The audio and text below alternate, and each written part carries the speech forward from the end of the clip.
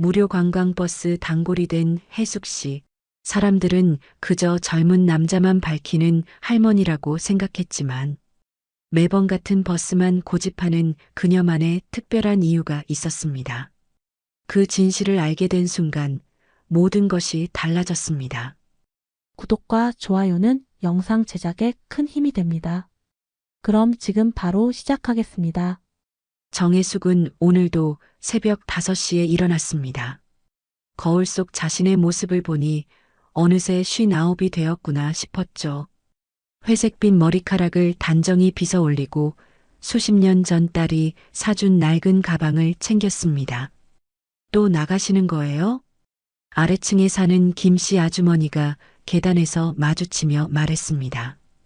혜숙은 애써 밝게 웃으며 대답했죠. 네, 오늘은 강화도 가는 날이에요. 무료 관광이라지만 결국 뭔가 사라고 하잖아요. 그럴 돈 있으면 차라리 딸한테 용돈이나 보내지 그래요. 혜숙의 얼굴이 순간 굳었습니다. 딸 이야기가 나올 때마다 가슴 한편이 답답해졌거든요. 딸과는 연락을 끊은 지도 벌써 3년이 넘었습니다. 서로 상처를 주고받다 보니 어느새 그렇게 되어버렸죠. 그냥 답답해서 나가는 거예요. 혜숙은 대충 둘러대고 버스 정류장으로 향했습니다. 벌써 몇 명의 어르신들이 모여 있더군요. 다들 비슷한 연배에 비슷한 처지였습니다. 혼자 사시는 분들이 대부분이었죠. 버스가 도착하자 혜숙은 평소처럼 뒷자리에 앉았습니다. 앞자리는 주로 떠들썩한 분들이 차지했고 혜숙은 조용히 창밖을 바라보는 걸 좋아했거든요. 아니, 정확히는 특정한 사람을 보는 걸 좋아했습니다. 버스가 출발하고 얼마 지나지 않아 혜숙의 시선이 운전석 옆 가이드석에 고정되었습니다. 28살 정도로 보이는 청년이 마이크를 잡고 있었어요. 박현우라는 이름표를 달고 있는 그 청년을 볼 때마다 혜숙의 가슴은 두근거렸습니다. 안녕하세요, 여러분. 오늘 강화도 여행을 함께할 박현우입니다. 그 목소리를 들을 때마다 혜숙은 29년 전을 떠올렸습니다. 당시 간호조무사로 일하던 혜숙은 미혼모였어요. 아이 아버지는 책임지지 않고 도망갔고 혼자 아이를 키울 형편도 되지 않았죠. 결국 아이를 입양 보낼 수밖에 없었습니다. 그때 품에서 떠나보낸 아이가 현우였습니다. 작고 연약했던 그 아이가 이제 이렇게 훌쩍 자라서 사람들 앞에 서 있다니 믿기지 않았어요. 처음 현우를 발견한 건 석 달 전이었습니다. 무료 관광을 나온 김에 구경이나 하자는 마음이었는데 가이드로 나선 청년을 보는 순간 온몸에 전기가 흐르는 것 같았어요. 코끝, 눈매, 말투까지 어린 시절 자신을 닮아 있었거든요. 그날 이후 혜숙은 현우가 가이드로 나서는 관광 일정만 골라서 참석했습니다. 현우 본인은 전혀 모르는 일이었죠. 혜숙은 항상 뒷자리에서 조용히 지켜볼 뿐이었어요. 어머니들, 점심시간까지는 2시간 정도 남았는데요. 그 전에 잠깐 쉬어 가실까요? 현우가 말하자 버스가 휴게소에 멈췄습니다. 혜숙은 다른 사람들보다 천천히 내려서 현우의 뒷모습을 지켜봤어요. 키도 제법 크고 어깨도 넓어졌구나 싶었습니다. 휴게소에서 혜숙은 멀찌감치 떨어진 곳에서 현우를 관찰했습니다. 어르신들과 농담도 주고받고 사진도 찍어주고 참 친절하더군요. 마음씨 좋은 집에서 잘 자란 게 보였어요. 내가 키웠다면 저렇게 밝을 수 있었을까? 혜숙은 가슴 한편이 아프면서도 한편으로는 다행이라는 생각이 들었습니다. 자신이 키우지 못한 게 오히려 아이에게는 더 좋은 일이었을 수도 있겠다는 생각이었죠. 버스에 다시 올라탄 혜숙은 현우가 능숙하게 관광지 설명을 하는 모습을 지켜봤습니다. 목소리에 힘도 있고 유머도 적절히 섞어가며 이야기하는 걸 보니 제법 경력이 쌓인 모양이었어요. 동네 사람들은 해숙을 두고 또 뻥튀기 하나 얻으러 가는구나 하며 수군댔지만 해숙에게는 다른 이유가 있었습니다. 현우를 보는 것만으로도 위로가 되었거든요. 아이가 건강하게 잘 자란 모습을 확인하는 것만으로도 마음이 조금은 편해졌어요. 강화도에 도착해서도 해숙은 현우를 멀리서 지켜봤습니다. 관광객들을 인솔하며 설명하는 모습, 사진 찍어달라는 부탁에 흔쾌히 응해주는 모습, 어르신들이 걷기 힘들어하면 팔을 내어 부축해주는 모습까지 참 괜찮은 사람으로 자랐구나. 해숙의 눈가에 눈물이 맺혔습니다. 자신이 버린 아이가 이렇게 훌륭하게 자란 걸 보니 미안하면서도 고마웠어요. 입양 가정에서 정말 사랑받으며 자란 게 분명했습니다. 돌아오는 버스 안에서 해숙은 창밖을 바라보며 생각에 잠겼습니다. 언제까지 이렇게 멀리서만 지켜봐야 할까요? 아니, 아예 다가가지 않는 게 현우를 위해서는 더 나은 일일까요? 하지만 마음 한편으로는 단 한 번이라도 현우와 대화해보고 싶다는 욕심이 들었습니다. 아들아 라고 불러보고 싶다는 마음도 있었고요. 그런 복잡한 마음을 안고 해숙은 집으로 돌아갔습니다. 강화도 관광에서 돌아온 지 사흘이 지났습니다. 해숙은 여전히 현우 생각에 잠겨 있었어요. 냉장고 문을 열었다 닫았다 하면서도 텔레비전을 보면서도 계속 현우의 모습이 떠올랐습니다. 그날 저녁 해숙이 설거지를 하고 있을 때였어요. 휴대폰에서 문자 알림음이 울렸습니다. 모르는 번호였죠.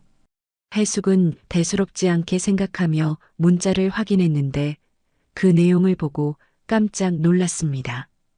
당신이 찾는 아이 진짜 맞습니까? 손이 덜덜 떨렸어요. 설마 누군가 자신의 비밀을 알고 있는 건 아닐까요? 해숙은 급하게 주변을 둘러봤습니다. 혹시 누군가 지켜보고 있는 건 아닌지 확인해 보려고요. 문자를 다시 읽어봐도 의미가 명확하지 않았습니다. 당신이 찾는 아이라는 말이 현우를 뜻하는 건지 아니면 다른 의미인지 알 수가 없었어요. 해숙은 답장을 보내야 할지 말아야 할지 고민했습니다. 결국 해숙은 답장을 보내지 않기로 했어요. 괜히 이상한 사람일 수도 있고 자신의 비밀이 더 퍼질까봐 걱정되었거든요. 하지만 마음 한편으로는 계속 신경이 쓰였습니다. 이틀 후 해숙은 또 다른 무료 관광에 참여했습니다. 이번에는 인천 소래폭으로 가는 일정이었어요. 다행히 이번에도 현우가 가이드로 나섰습니다. 해숙은 평소처럼 뒷자리에 앉아서 현우를 지켜봤죠. 버스가 출발하고 1시간쯤 지났을 때 옆자리에 앉은 중년 남성이 해숙에게 말을 걸었습니다. 어머니, 관광 자주 나오시나 봐요? 저번에도 봤던 것 같은데. 해숙은 고개를 돌려 그 남성을 봤어요. 나이는 60 정도로 보였고 인상이 그리 좋아 보이지는 않았습니다. 이름표를 보니 이봉열이라고 되어 있더군요. 네, 가끔 나와요. 저도 단골이에요. 이봉열이라고 합니다. 아, 저기 가이드하는 청년 알아요? 박현우 씨. 참 친절하죠. 보결이 현우 쪽을 가리키며 말했습니다. 해숙의 마음이 덜컥 내려앉았어요. 혹시 이 사람이 자신의 비밀을 알고 있는 건 아닐까요? 그냥 가이드니까 친절한 거겠죠. 해숙이 대수롭지 않게 대답했지만 보결은 의미심장한 웃음을 지었습니다. 어머니는 특별히 저 청년을 자주 보시는 것 같던데요. 저번에도 그 저번에도 해숙의 얼굴이 빨갛게 달아올랐어요. 들킬까봐 조심했는데 결국 누군가는 눈치챈 모양이었습니다. 무슨 말씀인지 잘 모르겠어요. 아, 괜찮습니다. 저도 혼자 사는 사람이라 어머니 마음 충분히 이해해요. 외로우시죠? 그런데 말입니다. 보결이 목소리를 낮춰 말했습니다. 혹시 저 청년한테 특별한 감정 같은 거 있으신 건 아니죠? 나이 차이가 너무 많이 나는데. 해숙은 깜짝 놀라서 보결을 쳐다봤어요. 이 사람이 상황을 완전히 잘못 이해하고 있었거든요. 자신이 현우를 좋아하는 여자라고 생각하고 있는 거였습니다. 아니에요. 그런 게 아니에요. 해숙이 급하게 부인했지만 보결은 믿지 않는 표정이었어요. 괜찮습니다. 저도 이해해요. 요즘 나이 차이 나는 연애도 많잖아요. 그런데 좀 조심하셔야 할 것 같아요. 저 청년 아직 젊고 미래가 창창한데. 해숙은 답답해서 미칠 것 같았습니다. 이 사람이 상황을 완전히 오해하고 있는데 진실을 말할 수도 없었거든요. 현우가 자신의 아들이라는 걸 어떻게 설명할 수 있겠어요? 정말 그런 게 아니에요. 오해하지 마세요. 그럼 왜 저 청년이 나오는 관광만 골라서 참석하세요? 제가 다 확인해 봤거든요. 보결의 말에 해숙은 할 말을 잃었습니다. 정말로 현우가 나오는 일정만 골라서 참석한 게 맞았거든요. 하지만 그 이유를 말할 수는 없었어요. 저는 그냥 어머니 괜찮다니까요. 저도 혼자 사니까 외로운 마음 이해합니다. 그런데 너무 노골적으로 하시면 안 돼요. 다른 사람들도 다 눈치채고 있어요. 보결이 주변을 둘러보며 말했습니다. 정말로 몇몇 어르신들이 해숙을 쳐다보고 있었어요. 수군거리는 소리도 들렸습니다. 해숙은 얼굴이 화끈거렸어요. 사람들이 자신을 어떻게 생각하고 있는지 상상만 해도 끔찍했습니다. 나이 많은 여자가 젊은 남자를 쫓아다닌다고 생각하고 있을 거예요. 그런데 말입니다, 어머니. 보결이 다시 목소리를 낮춰 말했습니다. 제가 저 청년에 대해서 좀 알고 있어요. 관심 있으시면 나중에 따로 얘기해 드릴게요. 해숙의 심장이 쿵쾅거렸어요. 보결이 현우에 대해 뭘 알고 있다는 걸까요? 혹시 현우의 과거, 입양된 사실까지 알고 있는 건 아닐까요? 무슨 말씀이세요? 지금은 사람들이 많으니까 나중에 얘기해요. 어머니한테 도움이 될 만한 정보가 있어요. 보결이 수상한 미소를 지으며 말했습니다. 해숙은 불안감에 휩싸였어요. 이 사람이 대체 뭘 알고 있는 걸까요? 그리고 왜 자신에게 접근하는 걸까요? 인천 소래포구에 도착해서도 해숙은 보결의 말이 계속 신경 쓰였습니다. 현우를 멀리서 지켜보면서도 온전히 집중할 수가 없었어요. 보결이 자꾸 자신을 쳐다보는 것 같아서 더욱 불편했습니다. 점심시간에 보결이 해숙에게 다가왔어요. 어머니, 잠깐 얘기 좀 할까요? 해숙은 마지못해 보결을 따라갔습니다. 사람들이 없는 조용한 곳에서 보결이 입을 열었어요. 어머니, 그 문자 받으셨죠? 제가 보낸 거예요. 해숙은 깜짝 놀라서 보결을 쳐다봤습니다. 역시 그 정체불명의 문자를 보낸 사람이 보결이었던 거예요. 왜 그런 문자를 보내셨어요? 어머니가 저 청년을 어떤 마음으로 보고 계신지 궁금해서요. 그런데 오늘 보니까 제 예상이 맞는 것 같네요. 보결의 눈빛이 이상했습니다. 뭔가 꿍꿍이가 있어 보였어요. 저는 정말 그런 게 아니에요. 그럼 뭐예요? 설마 정말로. 보결이 말을 멈추고 해숙을 자세히 쳐다봤습니다. 마치 무언가를 눈치챈 것 같은 표정이었어요. 돌아오는 버스 안에서도 해숙은 불안했습니다. 보결이 대체 뭘 알고 있는 건지, 그리고 앞으로 어떻게 될 건지 걱정이 되었어요. 현우를 보는 것만으로도 위로가 되었던 소중한 시간들이 이제는 부담스러워지기 시작했습니다. 보결과의 대화 이후 해숙은 며칠 동안 잠을 제대로 이루지 못했습니다. 그 사람이 대체 뭘 알고 있는 건지, 그리고 앞으로 어떤 일이 벌어질지 불안했거든요. 하지만 현우에 대한 그리움은 여전했어요. 결국 해숙은 또 다른 관광에 참여하기로 했습니다. 이번에는 경기도 양평으로 가는 일정이었어요. 버스에 오르자마자 해숙은 복열이 이미 앉아 있는 걸 발견했습니다. 복열은 해숙을 보자 의미심장한 미소를 지었죠. 해숙은 최대한 멀리 떨어진 자리에 앉았어요. 현우가 평소처럼 마이크를 잡고 인사를 했습니다. 오늘따라 현우의 목소리가 유난히 밝아 보였어요. 해숙은 현우를 바라보며 마음의 위안을 찾으려 했습니다. 양평에 도착해서 1시간 정도 관광을 하고 있을 때였어요. 해숙이 현우를 멀리서 지켜보고 있는데 갑자기 젊은 여성 하나가 현우에게 다가갔습니다. 현우야. 그 여성의 목소리에 현우의 표정이 급변했어요. 밝던 얼굴이 순간 굳어졌습니다. 해숙은 무슨 일인지 궁금해서 조금 더 가까이 다가갔어요. 누나, 여기까지 왜 왔어요? 현우가 당황스러운 표정으로 말했습니다. 그 여성은 30살 정도로 보였고 현우보다 조금 나이가 많아 보였어요. 옷차림도 단정했고 뭔가 교육을 잘 받은 느낌이었습니다. 엄마가 걱정하셔서 왔어.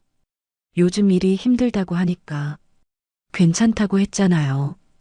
그냥 가이드 일이 좀 바쁠 뿐이에요. 현우가 주변을 둘러보며 말했어요.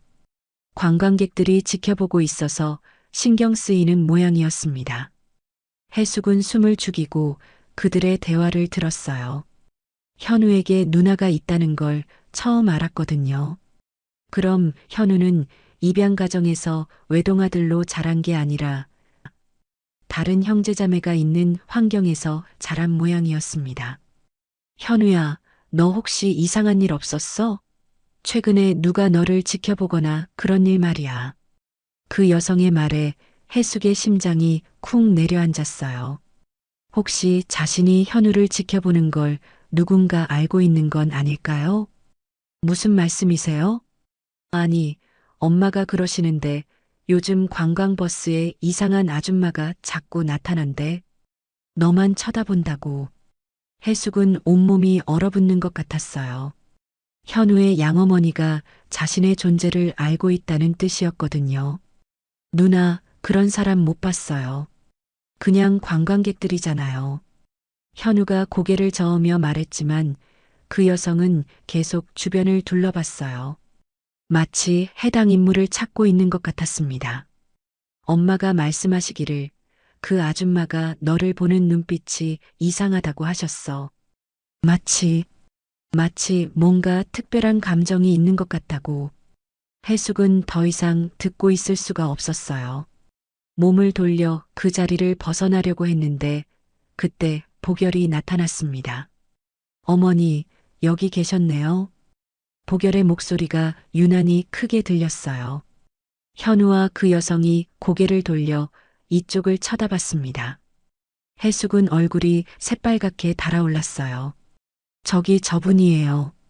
그 여성이 현우에게 속삭이며 해숙을 가리켰습니다.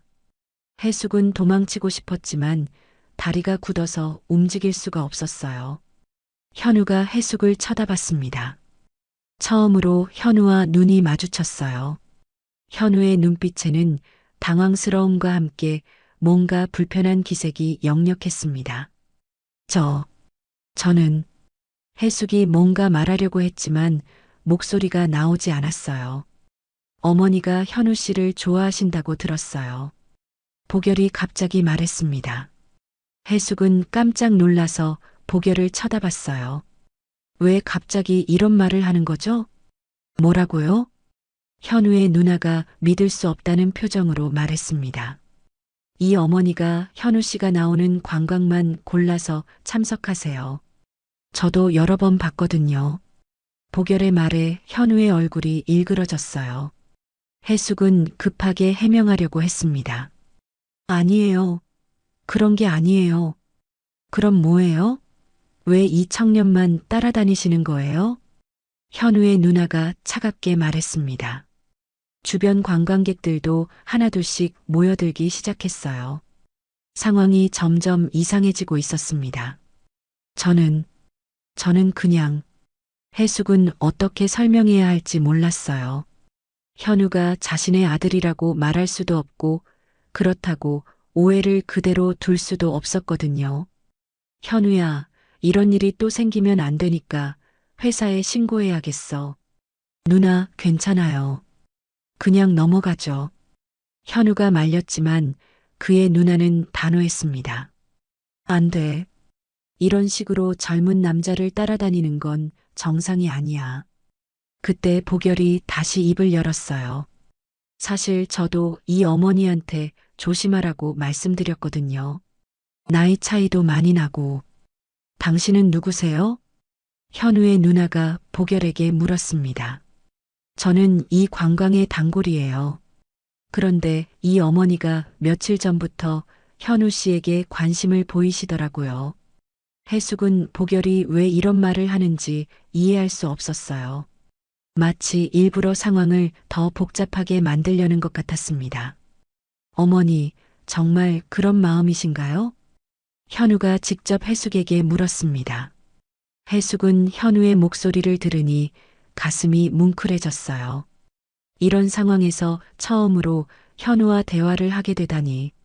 아니야. 그런 게 아니야. 해숙의 목소리가 떨렸습니다. 현우를 보면서 아들아라고 부르고 싶었지만 그럴 수는 없었어요. 그럼 왜 저만 따라다니시는 거예요? 다른 분들도 다 그렇게 생각하고 있어요. 현우의 말에 해숙은 할 말을 잃었습니다. 정말로 다른 관광객들이 자신을 이상하게 보고 있었거든요. 누나, 그만해요. 괜찮다니까요. 안 돼, 현우야. 이런 일은 분명히 해야 해. 그때 현우의 누나가 충격적인 말을 했어요. 현우야, 넌 이 여자를 아직도 몰라? 이 아줌마, 우리가 태어나기도 전에 널 버린 여자야. 그 말에 해숙은 온 세상이 무너지는 것 같았어요. 현우의 양가족이 자신의 정체를 알고 있었던 거였습니다. 현우도 충격을 받은 표정이었어요. 뭐라고요? 이 여자가 바로 너를 낳아놓고 버린 친엄마야.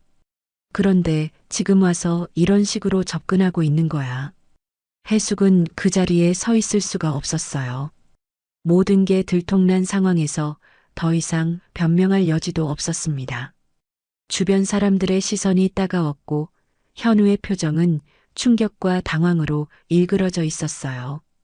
해숙은 그 자리에서 도망치듯 버스로 향했습니다. 다리가 후들거려서 제대로 걷기도 힘들었어요. 주변 관광객들의 수군거리는 소리가 귓가에 맴돌았습니다. 저런 친아들을 버려놓고 이제 와서 무슨 같은 말들이 들려왔거든요. 버스 안에서 해숙은 구석진 자리에 웅크리고 앉았습니다. 눈물이 멈추지 않았어요. 이렇게 들통날 줄은 꿈에도 생각하지 못했거든요. 현우의 표정이 계속 머릿속에 떠올랐습니다. 그 충격받은 눈빛, 당황스러워하는 모습, 얼마나 지났을까요? 보결이 버스에 올라와 해숙 옆자리에 앉았습니다.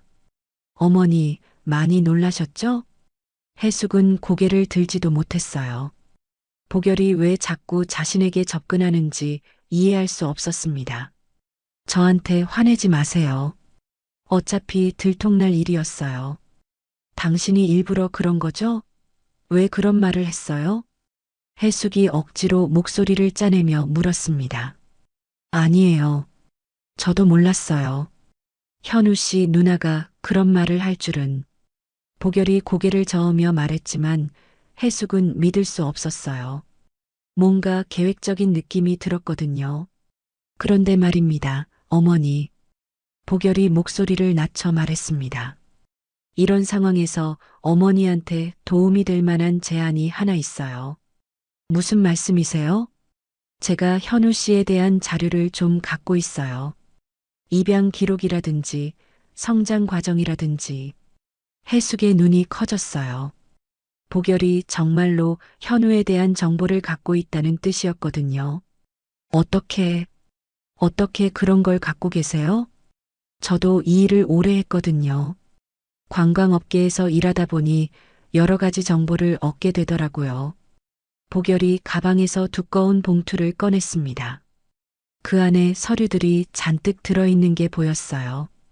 여기 현우 씨의 출생증명서, 입양 확인서, 그리고 양부모님이 작성한 성장일기까지 다 있어요. 해숙은 가슴이 두근거렸어요. 현우가 어떻게 자랐는지, 어떤 환경에서 컸는지 궁금했거든요. 이런 걸 왜 저한테 보여주시는 거예요? 도움이 되실까 해서요. 그런데 조건이 하나 있어요. 보결의 눈빛이 변했습니다. 뭔가 꿍꿍이가 있어 보였어요. 무슨 조건이요? 어머니, 간호조무사 출신이시죠? 그 경력을 좀 빌려주셨으면 해요. 해숙은 무슨 말인지 이해할 수 없었어요. 제가 하는 사업이 하나 있거든요. 건강식품 판매인데 전문가 인증이 필요해요. 어머니의 간호조무사 자격을 좀 활용하고 싶어요. 건강식품이요? 네, 관광버스에서 파는 거예요. 어르신들한테 좋은 제품들이죠. 어머니가 전문가로 추천해 주시면 잘 팔릴 것 같아서요. 해숙은 뭔가 이상하다는 생각이 들었어요. 왜 갑자기 사업 얘기를 하는 걸까요? 저는 그런 일 못해요. 왜요? 어려운 일도 아니에요. 그냥 이름만 빌려주시면 돼요. 아니에요. 저는 그런 거 안 해요. 해숙이 단호하게 거절했지만 보결은 포기하지 않았어요. 어머니, 현우 씨 자료 보고 싶지 않으세요? 이 기회를 놓치면 다시는 볼 수 없을지도 몰라요. 보결이 봉투를 흔들며 말했습니다. 해숙의 마음이 흔들렸어요. 현우에 대한 정보를 알고 싶긴 했거든요. 그냥 보여주실 수는 없나요? 안 되죠. 저도 이런 자료를 구하느라 고생했거든요. 공짜로 드릴 수는 없어요. 그때 버스에 현우와 그의 누나가 올라탔습니다. 현우는 얼굴이 굳어 있었고 누나는 화가 난 표정이었어요. 둘 다 해숙을 쳐다보지 않았습니다. 해숙은 가슴이 아팠어요. 현우가 자신을 어떻게 생각하고 있을지 상상만 해도 괴로웠습니다. 어머니, 생각해 보세요. 현우 씨와 다시 관계를 회복하고 싶으시잖아요. 보결이 계속 부추겼습니다. 저는 모르겠어요. 그럼 이렇게 하죠. 일단 자료부터 보여드릴게요. 보시고 나서 결정하세요. 보결이 봉투에서 몇 장의 서류를 꺼냈어요. 해숙은 무심결에 그 서류들을 봤습니다. 첫 번째 서류는 현우의 출생증명서였어요. 정말로 자신이 낳은 아이가 맞았습니다. 출생시간, 체중, 키까지 자신이 기억하는 것과 정확히 일치했어요. 두 번째는 입양 확인서였습니다. 현우가 생후 3달 만에 박씨 가문으로 입양되었다는 내용이었어요. 양부모의 이름도 적혀 있었습니다. 세 번째는 현우의 어린 시절 사진이었어요. 돌잔치 사진부터 초등학교 입학 사진까지 여러 장이 있었습니다. 해숙은 눈물이 나올 것 같았어요. 자신이 보지 못한 현우의 어린 시절이 고스란히 담겨 있었거든요. 어떠세요? 더 보고 싶으시죠? 보결이 말했습니다. 해숙은 정말로 더 보고 싶었어요. 현우가 어떻게 자랐는지, 어떤 아이였는지 알고 싶었습니다. 하지만 나머지는 조건을 받아들이셔야 보여드릴 수 있어요. 그 건강식품이라는 게 정말 괜찮은 제품인가요? 물론이죠. 어르신들 건강에 정말 좋은 거예요. 다만 가격이 좀 비싸서 전문가 추천이 있으면 좋겠어요. 해숙은 고민에 빠졌어요. 현우에 대한 정보를 얻고 싶었지만 뭔가 석연치 않은 일에 휘말리는 것 같았거든요. 시간을 좀 주세요. 생각해 볼게요. 좋아요. 하지만 너무 오래 고민하지는 마세요. 기회는 언제나 있는 게 아니거든요. 보결이 서류들을 다시 봉투에 넣으며 말했습니다. 서울로 돌아오는 내내 해숙은 복잡한 심정이었어요. 보결의 제안을 받아들여야 할지 아니면 거절해야 할지 결정하기 어려웠습니다. 한편으로는 현우에 대한 정보가 간절히 궁금했고 다른 한편으로는 복열을 믿을 수 없었거든요. 현우는 버스 앞쪽에 앉아서 한 번도 뒤를 돌아보지 않았어요. 해숙은 현우의 뒷모습을 보며 가슴이 아팠습니다. 이제 정말로 현우와의 관계는 끝인 걸까요? 버스에서 내릴 때 복열이 해숙에게 명함을 건넸어요. 어머니, 결정되면 연락 주세요. 저는 언제든 기다리고 있을게요. 해숙은 명함을 받았지만 마음은 여전히 복잡했습니다. 집으로 돌아가는 길에 해숙은 오늘 일어난 모든 일들을 되돌아봤어요. 현우의 충격받은 표정, 그의 누나의 차가운 말투, 그리고 복열의 수상한 제안까지. 과연 자신이 어떤 선택을 해야 할까요? 집으로 돌아온 해숙은 며칠 동안 복열의 명함을 들여다보며 고민했습니다. 현우에 대한 자료를 보고 싶은 마음과 복열을 믿을 수 없다는 불안감 사이에서 계속 흔들렸어요. 결국 해숙은 복열에게 전화를 걸기로 했습니다. 어머니, 연락 주실 줄 알았어요. 복열의 목소리에서 만족스러운 기색이 느껴졌어요. 그 자료들 다시 보여주실 수 있나요? 물론이죠. 내일 만나서 자세히 보여드릴게요. 다음 날 해숙은 복열과 동네 찻집에서 만났습니다. 복열은 약속한 대로 두꺼운 파일을 가져왔어요. 현우 씨가 정말 모범적으로 자랐더라고요. 성적도 좋았고 성격도 착했대요. 복열이 파일을 넘기며 설명했습니다. 해숙은 현우의 성장 과정이 담긴 사진들과 기록들을 보며 눈물을 참았어요. 초등학교 운동회에서 달리기 하는 모습, 중학교 졸업식 사진, 고등학교 때 학급 회장을 하는 모습까지. 양부모님이 정말 잘 키우셨네요. 해숙이 감탄하며 말했습니다.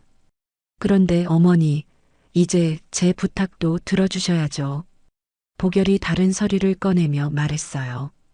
건강식품 판매 관련 서류들이었습니다. 이게 뭐예요? 해숙이 서류를 보며 물었습니다. 생각보다 복잡한 내용들이 적혀 있었어요. 간단해요. 어머니가 간호조무사 경력으로 이 제품들을 추천하는 거예요. 관광버스에서 어르신들한테 판매할 때 전문가 인증이 있으면 신뢰도가 높아지거든요. 그런데 이 가격이 너무 비싸지 않나요? 해숙이 가격표를 보며 놀랐어요. 작은 건강식품 하나가 몇십만 원씩 했거든요. 좋은 제품이니까 비싼 거예요. 어르신들 건강을 위해서라면 이 정도는 투자하셔야죠. 복열의 설명을 들을수록 해숙은 불안해졌어요. 뭔가 어르신들을 속이는 일에 자신이 휘말리는 것 같았거든요. 저는 이런 일 못하겠어요. 해숙이 고개를 저으며 일어서려고 했어요. 어머니, 잠깐만요. 현우 씨 자료 다 보지도 않으셨잖아요. 복열이 급하게 말렸습니다. 여기 현우 씨가 양부모님께 보낸 편지도 있어요. 어머니에 대한 이야기도 나와요. 해숙의 발길이 멈췄어요. 현우가 자신에 대해 뭐라고 했을까 궁금했거든요. 정말요? 네, 한번 보세요. 복열이 편지 뭉치를 꺼냈어요. 현우가 고등학교 때 양부모님께 쓴 편지였습니다. 그중 한 장에 이런 내용이 있었어요. 아빠, 엄마 가끔 제 친엄마가 어떤 사람일까 궁금해져요. 저를 낳아주신 분은 어떤 마음으로 저를 보내셨을까요? 미워해야 할까요? 아니면 이해해야 할까요? 해숙은 눈물이 쏟아져 나왔어요. 현우도 자신에 대해 궁금해했구나 싶었습니다.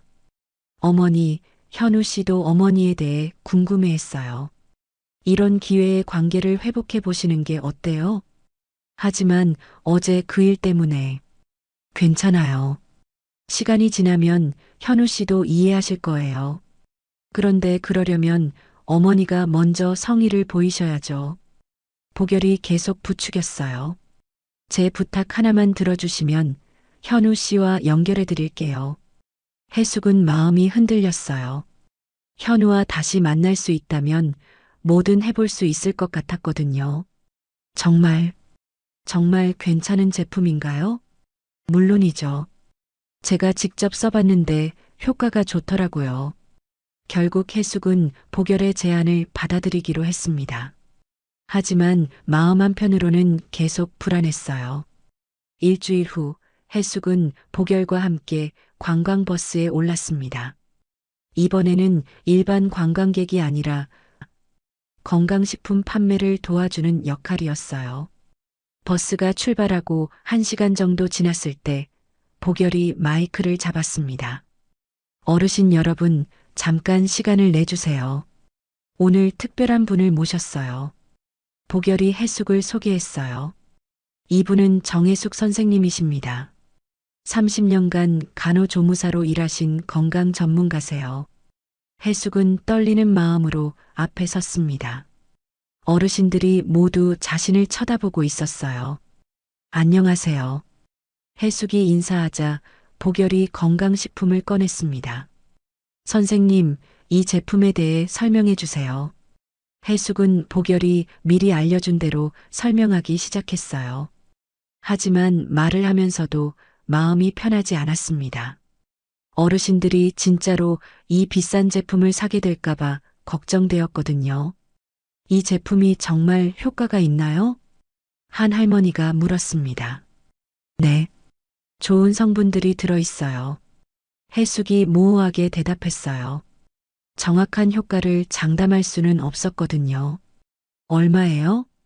한 병에 30만 원입니다. 복열이 대답하자 어르신들이 웅성거렸어요. 너무 비싸다는 반응이었죠. 선생님이 추천하시니까 믿을 만하겠네요. 결국 몇 분이 제품을 사겠다고 했어요. 해숙은 가슴이 답답했습니다. 이 일이 정말 옳은 일인지 확신이 서지 않았거든요. 관광지에 도착해서 해숙은 복열에게 말했어요. 이거 정말 마지막이에요. 다시는 이런 일 못해요. 왜요? 잘 되고 있잖아요. 어르신들이 너무 비싼 걸 사시는 것 같아서 마음이 불편해요. 어머니 약속했잖아요. 몇 번 더 도와주시기로. 복열의 말에 해숙은 후회가 밀려왔어요. 현우 자료를 보고 싶은 마음에 성급하게 결정한 것 같았습니다. 그날 저녁 해숙은 집에서 텔레비전을 보고 있는데 현우에 대한 뉴스가 나왔어요. 관광 가이드들의 어려운 현실을 다룬 내용이었는데 현우도 인터뷰에 나왔습니다. 요즘 관광업계가 힘들어서 수입이 불안정해요. 그래도 어르신들이 즐거워하시는 모습을 보면 보람을 느껴요. 현우의 인터뷰를 보니 해숙은 더욱 미안해졌어요. 현우는 성실하게 일하고 있는데 자신은 어르신들을 속이는 일에 가담하고 있었거든요. 그때 복열에게서 전화가 왔어요. 어머니, 내일도 함께 가시죠. 오늘 반응이 좋았어요. 저는 더 이상 못하겠어요. 해숙이 단호하게 말했습니다. 왜요? 약속하셨잖아요. 양심이 허락하지 않아요. 어르신들한테 너무 비싼 걸 파는 것 같아요. 전화 너머로 복열의 한숨 소리가 들렸어요. 어머니, 그러시면 곤란한데요. 이미 계획이 다 세워져 있거든요. 죄송해요. 정말 못하겠어요. 해숙이 전화를 끊으려고 하는데 복열이 급하게 말했어요. 어머니, 그럼 어떻게 하실 거예요? 현우 씨와의 일은? 그건 포기할게요. 해숙은 마음이 아팠지만 더 이상 잘못된 일에 휘말릴 수는 없었어요. 정말 후회하실 거예요, 어머니. 복열의 목소리가 차갑게 변했습니다. 뭔가 위협적인 느낌이 들었어요. 복열과의 통화를 끊고 며칠이 지났습니다. 해숙은 자신이 옳은 결정을 했다고 생각했어요.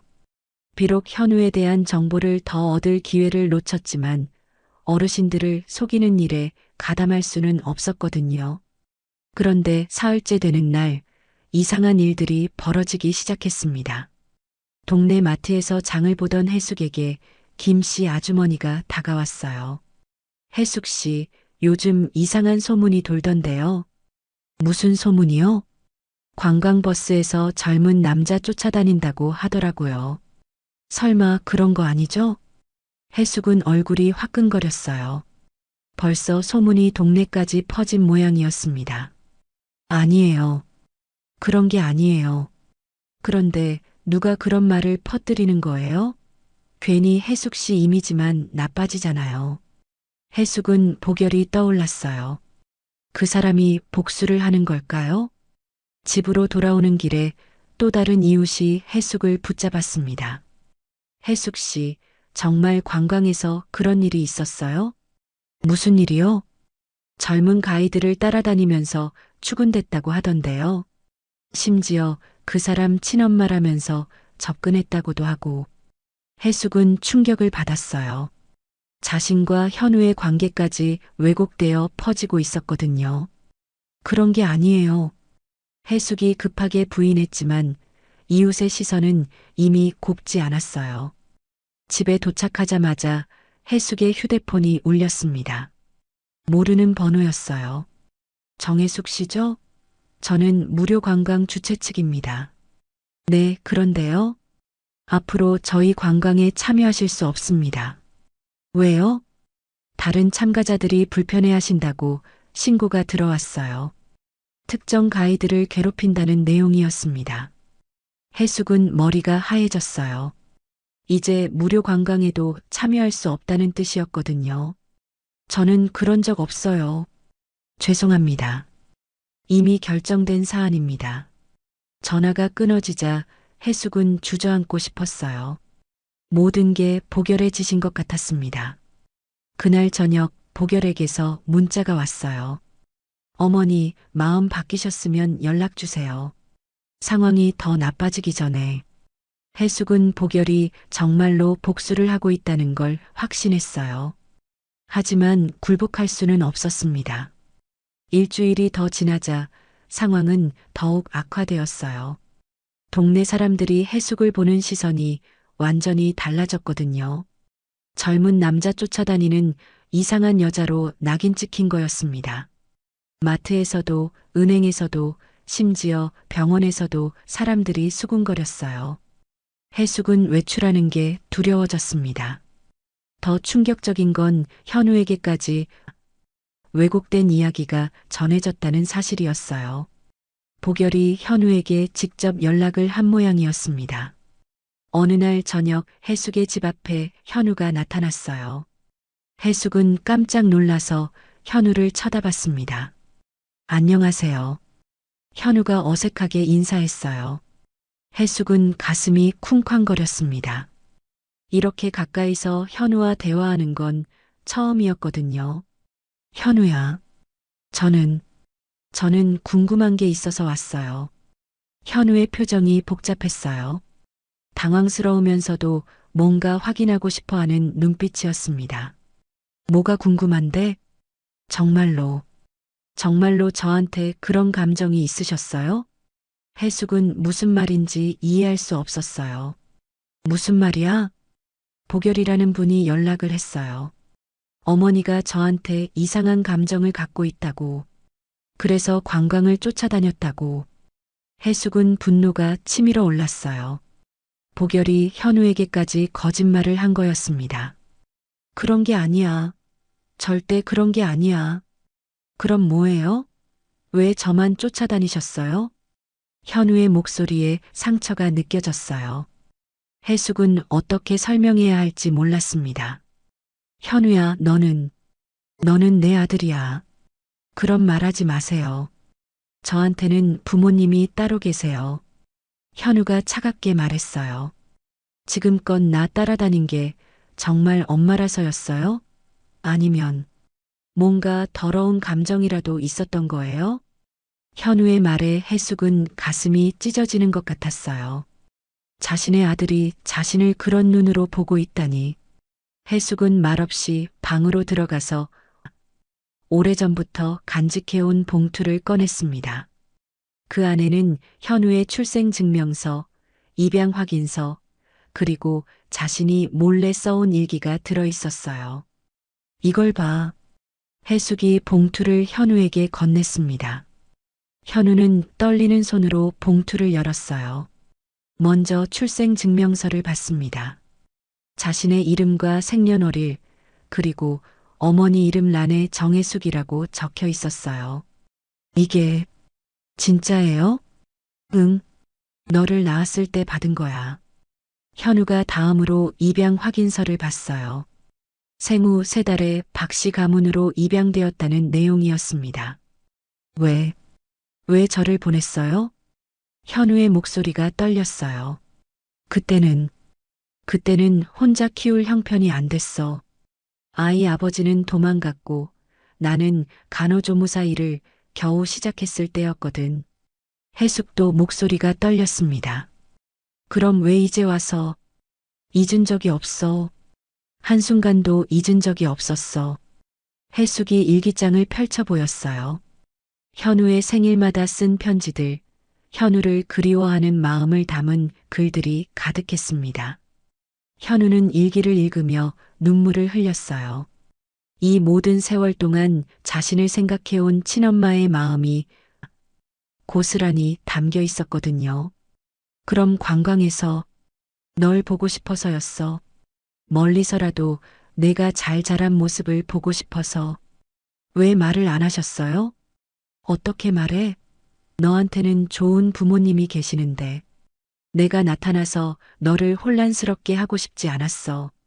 현우는 충격 속에서 봉투를 들고 돌아섰습니다. 저는 생각할 시간이 필요해요. 현우가 떠나고 나자 해숙은 바닥에 주저앉았어요. 모든 진실을 말했지만 현우가 자신을 받아들일지 확신할 수 없었습니다. 그리고 복열은 여전히 자신을 괴롭히고 있었어요. 이 상황을 어떻게 헤쳐나가야 할까요? 현우가 떠난 지 사흘이 지났습니다. 해숙은 매일 현우에게서 연락이 올까 기다렸지만 아무 소식이 없었어요. 그동안 복열의 괴롭힘은 계속되었습니다. 동네 곳곳에 해숙에 대한 좋지 않은 소문이 더욱 퍼져나갔거든요. 그날 오후 해숙의 집 초인종이 울렸습니다. 문을 열어보니 정장을 입은 남성 2명이 서 있었어요. 정혜숙 씨죠? 저희는 경찰입니다. 해숙은 깜짝 놀랐어요. 왜 경찰이 자신을 찾아온 걸까요? 네, 그런데 무슨 일이세요? 건강식품 사기 사건과 관련해서 조사가 필요합니다. 서에 같이 가시죠. 해숙의 머리가 하얘졌어요. 복열의 건강식품 판매가 사기였다는 뜻이었거든요. 경찰서에서 해숙은 조사를 받았습니다. 복열이 운영하던 건강식품 사업이 완전한 사기였다는 사실이 밝혀졌어요. 효과도 검증되지 않은 제품을 전문가 인증을 빌려 고가에 판매한 거였습니다. 정혜숙 씨가 간호조무사 자격으로 제품을 추천하셨다고 하는데 사실인가요? 저는 몰랐어요. 정말 좋은 제품이라고 해서. 해숙은 자신도 속았다고 설명했지만 이미 피해자들의 신고가 접수된 상태였어요. 어르신들이 수백만 원씩 손해를 봤습니다. 전문가 추천이 있어서 믿고 샀다고 하시더라고요. 해숙은 가슴이 무너져 내리는 것 같았어요. 자신 때문에 무고한 어르신들이 피해를 본 거였습니다. 그런데 이상한 점이 있어요. 경찰관이 서류를 뒤적이며 말했습니다. 이봉열이라는 사람이 정혜숙 씨에게 모든 책임을 떠넘기려고 하더라고요. 정혜숙 씨가 주도했다고 주장하면서 말이죠. 해숙은 충격을 받았어요. 복열이 자신에게 모든 죄를 뒤집어 씌우려고 한다니. 그런데 조사해 보니 이상한 점들이 발견됐어요. 이봉열이 여러 차례 정혜숙 씨를 협박했다는 증거도 있고요. 협박이요? 관광업체 관계자들 증언에 따르면 이봉열이 정혜숙 씨를 무료 관광에서 퇴출시키려고 거짓 신고를 했다고 하더라고요. 해숙은 복열의 복수가 이렇게까지 치밀했다는 걸 알았어요. 조사가 끝나고 집으로 돌아오는 길 해숙은 버스 정류장에서 현우를 만났습니다. 현우는 해숙을 보자 다가왔어요. 어머니, 괜찮으세요? 경찰서에 다녀오셨다고 들었는데. 현우야, 너는 어떻게 해? 보결이라는 사람 때문이죠? 제가 다 알아봤어요. 현우의 말에 해숙은 놀랐어요. 뭘 알아봤다는 거야? 보결이 어머니를 이용해서 사기를 친 거, 그리고 어머니가 거절하자 복수한 거 말이에요. 현우가 보결의 실체를 알고 있었던 거였습니다. 어떻게 알았어? 저도 피해자거든요. 보결이 저한테도 거짓말을 했어요. 현우가 주머니에서 녹음기를 꺼냈어요. 며칠 전에 보결이 저한테 전화해서 어머니에 대한 거짓말을 했거든요. 그런데 너무 이상해서 녹음을 해뒀어요. 녹음기에서 보결의 목소리가 흘러나왔습니다. 현우 씨, 그 아줌마 조심하세요. 당신한테 이상한 감정 갖고 있어요. 제가 직접 봤거든요. 무슨 말씀이세요? 나이 차이 나는 연애하려고 하는 것 같던데 기분 나쁘지 않으세요? 잠깐만요. 그분이 제 친어머니라고 하셨잖아요. 아, 그거요? 그냥 관심 끌려고 하는 말이에요. 진짜 친엄마였으면 진작 나타났겠죠. 녹음기에서 보결이 완전히 다른 말을 하는 게 들렸어요. 해숙은 보결이 얼마나 악질적인 사람인지 깨달았습니다. 보결이 저한테 거짓말을 한 거였어요. 처음에는 어머니가 저한테 이상한 감정을 갖고 있다고 하더니 나중에는 친엄마라는 것도 거짓말이라고 하고 현우가 분노에 찬 목소리로 말했어요. 그래서 제가 직접 확인해 보려고 어머니께 찾아간 거였어요. 보결의 말이 맞는지. 그래서 뭘 알게 됐어? 보결이 완전히 거짓말쟁이라는 걸 알았어요. 어머니의 일기를 보고 나서야 진실을 알았거든요. 현우가 해숙의 손을 잡았어요. 어머니, 죄송해요. 보결의 말을 믿고 어머니를 의심했어요. 해숙은 눈물이 나왔어요. 현우가 자신을 이해해준다는 게 너무 고마웠거든요. 괜찮아. 이해할 만해. 이제 보결을 막아야 해요. 저한테 좋은 계획이 있어요. 현우가 결의에 찬 표정으로 말했어요. 다음 날 현우는 보결에게 연락을 했습니다. 해숙과 만나고 싶다는 내용이었어요. 보결은 기회라고 생각했는지 흔쾌히 응했습니다. 약속 장소는 평소 무료 관광이 출발하는 버스 터미널이었어요. 보결은 현우가 해숙을 설득해서 다시 건강식품 사업에 참여시키려고 한다고 생각했습니다. 현우 씨, 오늘 좋은 결정하시는군요. 보결이 만족스러운 표정으로 말했어요. 네, 그런데 한 가지 확인하고 싶은 게 있어요. 현우가 녹음기를 켜고 말했습니다. 제가 어머니와 화해한 이유를 알고 싶으세요? 물론이죠. 버스 안에 CCTV가 있다는 걸 확인했거든요. 보결의 표정이 변했어요. 뭐? 뭔 말이에요? 보결 씨가 어머니를 협박하고 거짓 신고하고 저한테 거짓말한 모든 장면이 CCTV에 찍혀 있어요. 현우가 태블릿을 꺼내서 영상을 보여줬어요. 보결이 해숙을 협박하는 장면, 건강식품 사기를 계획하는 장면들이 고스란히 담겨 있었습니다. 이건 이미 경찰에 제출했어요. 곧 체포영장이 나올 거예요. 보결의 얼굴이 새하얘졌어요. 바로 그때 경찰차가 나타났습니다. 보결은 도망치려고 했지만 이미 늦었어요. 이보결 씨, 건강식품 사기와 협박 혐의로 체포합니다.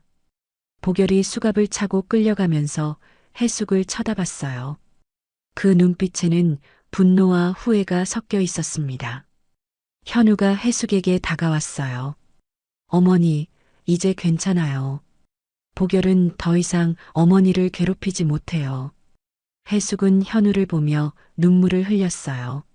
이 모든 일이 끝났다는 안도감과 함께 현우가 자신을 지켜준다는 고마움이 밀려왔습니다. 그동안 이상한 감정이라고 생각했어요. 근데 지금은 알아요. 그게 그리움이었다는 걸. 현우의 말에 해숙의 가슴이 따뜻해졌어요. 드디어 아들과 진짜 화해를 할 수 있게 된 거였습니다. 보결이 체포된 후 2달이 지났습니다. 해숙은 더 이상 무료 관광을 다니지 않았어요. 보결 사건으로 인한 상처도 있었고 무엇보다 현우와의 관계를 천천히 회복해 나가는데 집중하고 싶었거든요. 해숙은 작은 결심을 했습니다. 서울을 떠나 시골로 가서 새로운 삶을 시작하기로 한 거예요. 동네 사람들의 시선도 부담스러웠고 현우에게도 부담을 주고 싶지 않았거든요. 어머니, 왜 갑자기 이사를 하세요? 현우가 해숙의 집을 정리하는 모습을 보며 물었어요. 보결 사건 이후 현우는 일주일에 한 번씩 해숙을 찾아왔습니다. 처음에는 어색했지만 점점 자연스러워지고 있었어요.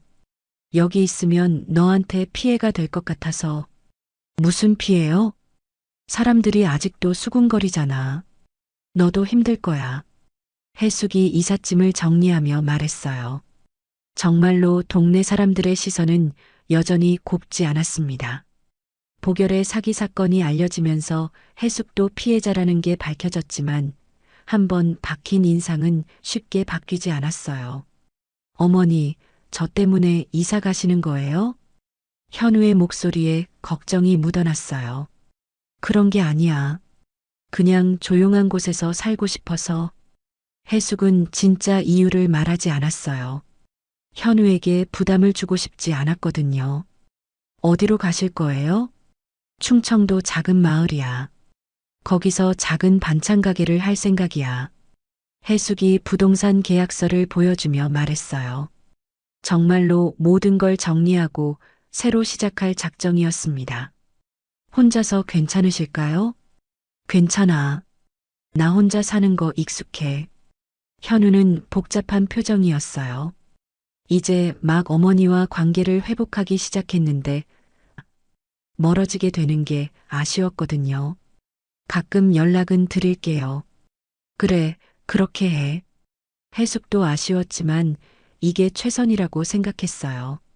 한 달 후 해숙은 충청도 작은 마을에 정착했습니다. 마을 입구에 조그만 반찬 가게를 열었어요. 해숙이네 반찬이라는 소박한 간판을 달았습니다. 처음에는 손님이 별로 없었어요. 외지에서 온 사람이라 마을 사람들이 경계했거든요.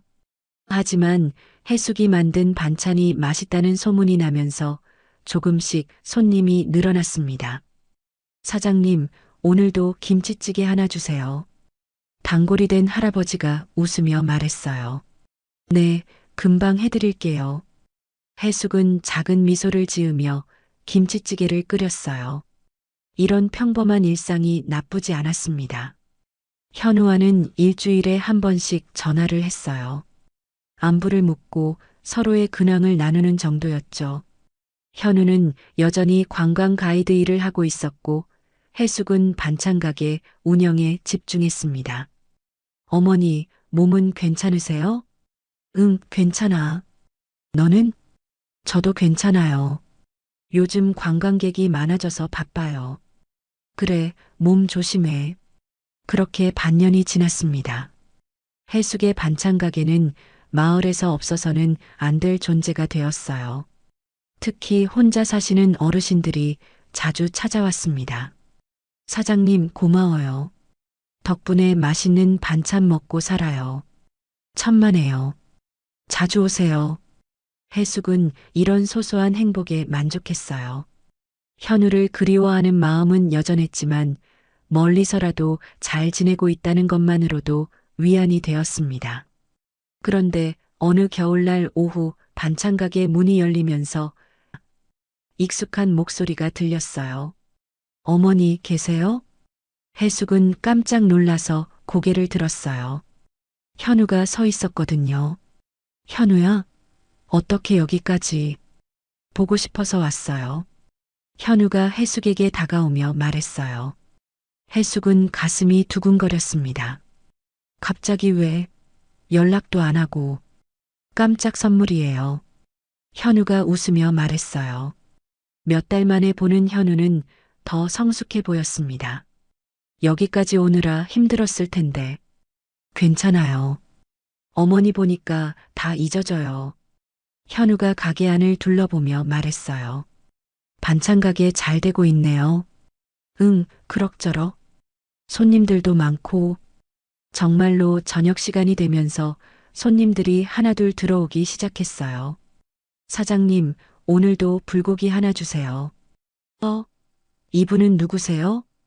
단골 할머니가 현우를 보며 물었어요. 아, 제 아들이에요. 해숙이 조심스럽게 대답했어요.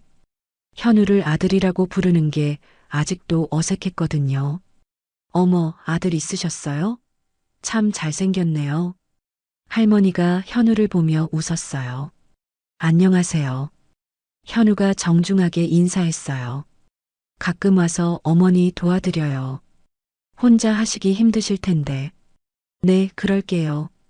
현우가 대답하자 해숙은 눈물이 날 것 같았어요. 현우가 정말로 자신을 어머니로 받아들이고 있다는 걸 느꼈거든요. 손님들이 모두 가고 나서 해숙과 현우는 가게 안에서 둘만의 시간을 가졌어요. 어머니, 여기서 행복하세요? 응, 평온해. 그럼 됐어요. 현우가 미소 지으며 말했어요. 현우야, 너는 어때? 양부모님은? 괜찮아요. 부모님도 어머니를 이해하세요. 언젠가 인사드리고 싶다고 하시더라고요. 해숙은 놀랐어요. 현우의 양부모가 자신을 이해한다니. 정말? 네, 부모님 말씀이 어머니도 힘든 상황에서 어쩔 수 없는 선택을 하신 거라고 하시더라고요. 해숙은 감사한 마음이 들었어요. 고마운 분들이구나. 네, 정말 좋은 분들이세요. 현우가 가방에서 뭔가를 꺼냈어요. 이거 드릴 게 있어요. 그것은 현우가 어릴 때부터 써온 일기장이었어요. 이건 뭐야? 제가 어릴 때부터 쓴 일기예요. 어머니에 대한 궁금증도 많이 적혀 있어요. 해숙은 일기장을 받아들고 눈물을 흘렸어요. 읽어보세요. 저도 어머니를 그리워했다는 걸 알 수 있을 거예요. 고마워, 현우야. 오늘 반찬 좀 많이 주세요. 자주 올 거라서요. 현우가 장난스럽게 말했어요.